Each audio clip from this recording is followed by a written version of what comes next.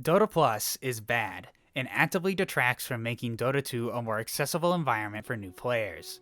While its competition League of Legends is making itself more accessible than ever, Valve has decided to instead paywall many features that could help players. For ones who don't know, Dota Plus is a subscription service in Dota 2 that provides many exclusive features. There's also a free desktop version of the same name provided by Overwolf, but I'll be discussing the one in the game itself. Many of Dota Plus's features are mainly cosmetic, with things like increased hero leveling, exclusive store items, custom terrains, extended stat pages, and other bonuses. It's incredibly lame that a lot of these are locked when things like hero leveling are uncapped in League, but it can easily be ignored. However, a section that can't be ignored is the Plus Assistant features. Dota Plus subscribers get access to features such as ability and item suggestions, lane strategy advice, ward placement assistance, and pull timers for the various jungle camps. One of the most baffling inclusions has to be the role assistant. Dota's character screen does nothing to tell a new player about where characters actually play in the match, instead being organized by their primary attribute.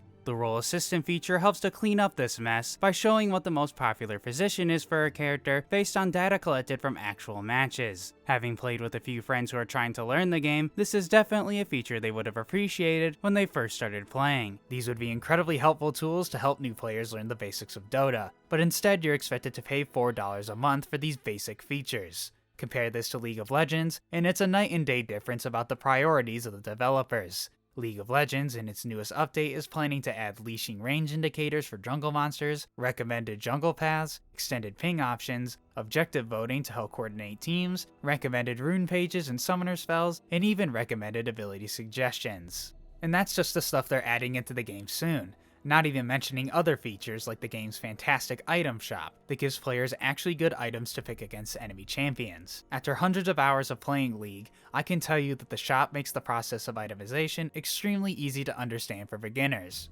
All these features are completely free of charge and will make League of Legends even more accessible to new players. Dota, on the other hand, wants players who are new to pay extra for these features, which doesn't even make sense. Most Dota Plus subscribers will be experienced players who don't need these types of options in the first place, so why are they locked exactly?